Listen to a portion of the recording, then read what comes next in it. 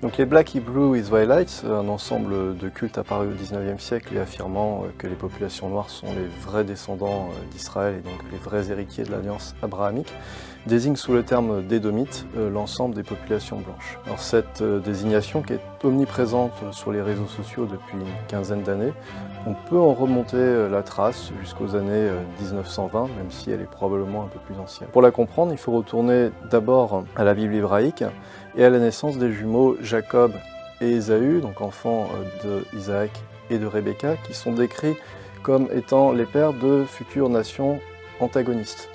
Or, de Jacob naît Israël, et d'Ésaü procède la nation des Édomites. Et cet antagonisme, il se poursuit ensuite dans la littérature rabbinique, où les rabbins vont désormais associer à Édom non plus un peuple du Moyen-Orient antique, mais tout simplement Rome, qui est devenu leur antagoniste principal.